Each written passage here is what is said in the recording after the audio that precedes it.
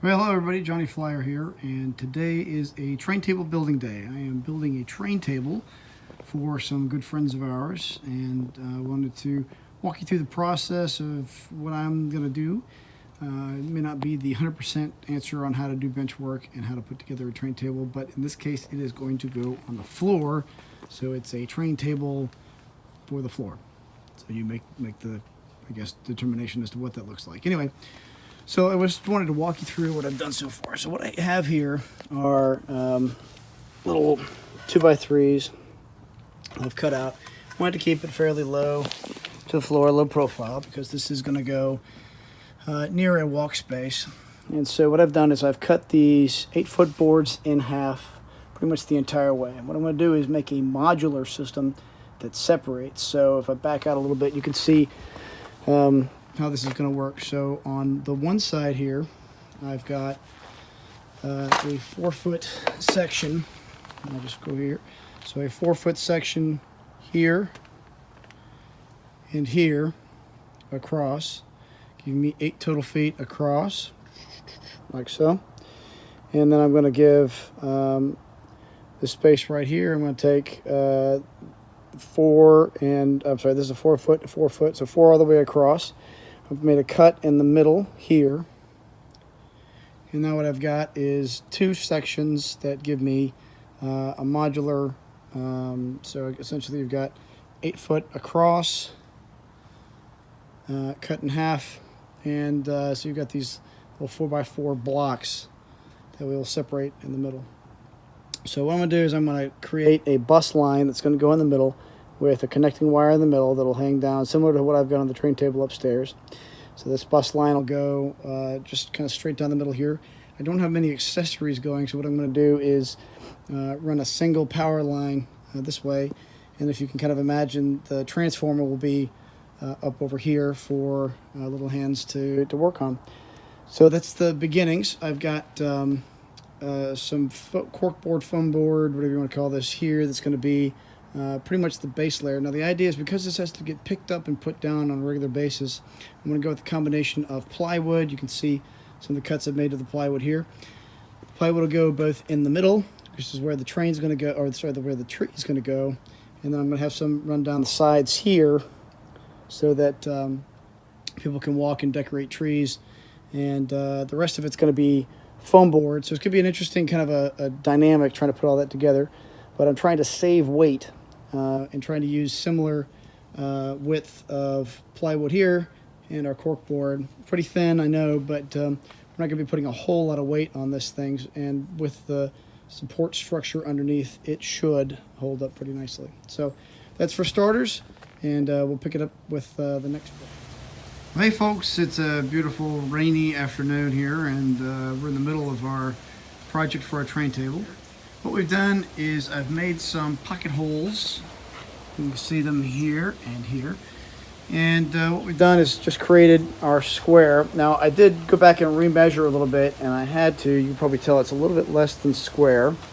I have 90 inches and not 96 inches to play with. So I chopped 3 inches off of the front and back. So now I have kind of a rectangle-ish shape. And what I did was I created our pocket holes there.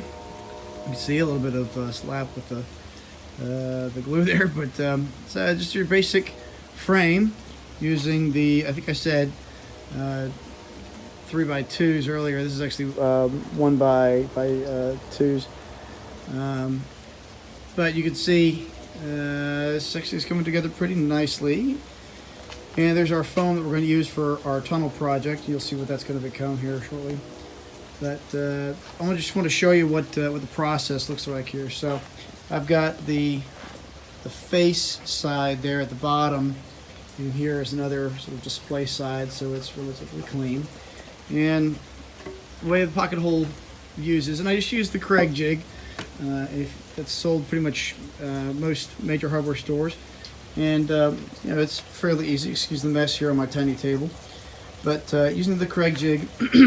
This jig gives you your distance and your, I guess, your angle that you're going to screw these things at, and just give you your numbers here on the side. So we're doing 1.5 as far as thickness goes, and you just place the board in here, you lock it down like so, and you take your bit,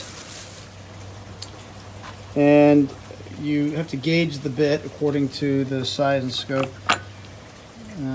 there, and this is all pretty much dummy proof, and so we've adjusted our I guess you'd call this our neck or our bracket here to the point where it stops where you need it to, so then you've got, when you're all done, drill into it using your jig, and you get this angled hole that actually works a lot better than a lot of other options out there, and cosmetically is a lot nicer too, because you don't have screw holes pointing at the front of your clean side of your board. So I've started to use this, and you can see too, I started to drill the holes here for the bus line that's going to go down and up. I just opted to go with the down and back option since that's fairly easy. This is not going to be a big table, but it's going to be big enough where I want to make sure I've got good bus going to all the corners. So that's where we are right now. I'm going to get the last one put together. Excuse me. And again, you can tell that's the size of the tree stand that's going to go on this. It's actually a fairly large tree, but that's where we are right now, and we'll pick it back up here in just a minute once the last one's put together. This should give you an idea of where we're going.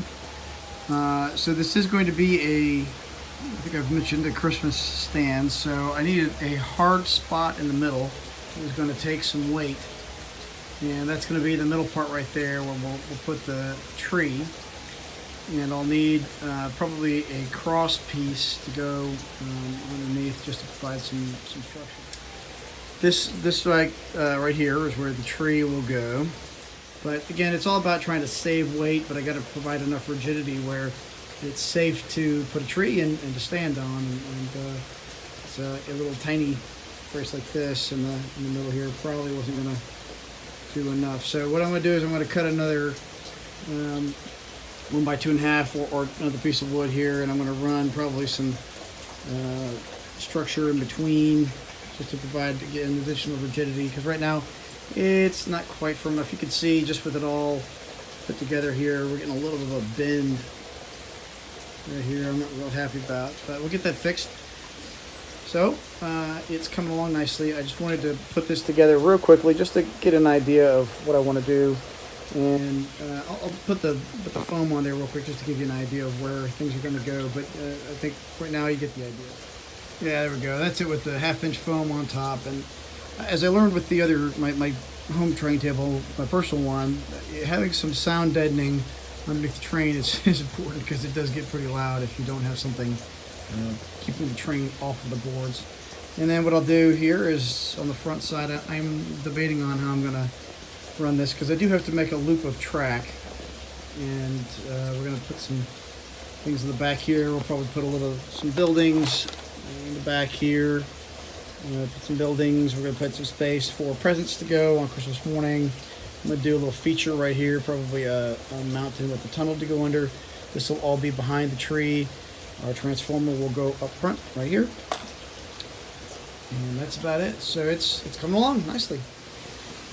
All right, so you can see the end product of at least stage 1 here, and there is going to be some plywood underneath, but just gives you an idea of what the layout's going to basically be. It's roughly 52 inches by 90, which gives me a nice size loop, and then some space for presents and toys, and then the Christmas tree in the middle there. So I think this is going to work out well. I just took some junk out to kind of lay it out and give you an idea.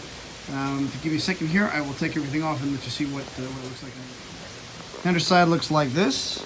As you can see, I have drilled out holes for the bus lines going all the way down.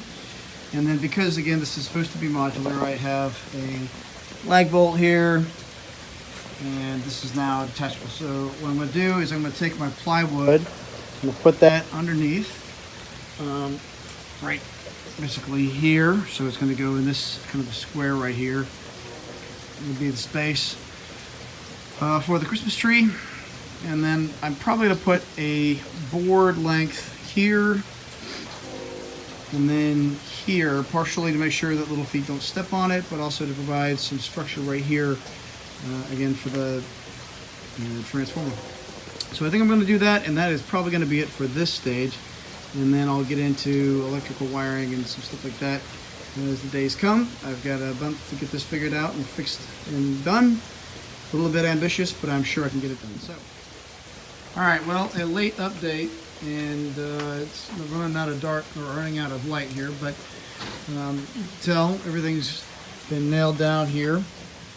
Well, or screwed down rather. Put some deck screws in there, a little bit dark, but everything should be nice and flush. More deck screws. Our space, you can kind of see the circle there. Our space for the tree is going to be right here. So I think what I'm going to have to do is I'm going to make this kind of a modular setup, because I want to be able to let the owner put the tree up and then walk around to be able to hang up ornaments. If that's going to happen, you've got to have a hard space to walk on. And if I'm going to put the foam up, well, the foam's going to be stepped on and that's going to get crushed. So I want to be able to lift the foam up off of the table, and so they can allow them to decorate the tree. So we're going to figure out how to do that. A little bit of little brain work tonight. I might post it up. If you got some ideas, let me know.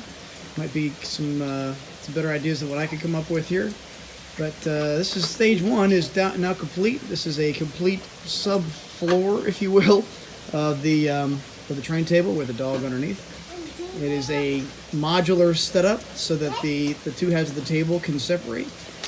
And for now, this is where we are. So next step is going to be putting on the top layer, laying down some track, and figuring out how to make that a modular, or making that modular. So we'll figure that out next.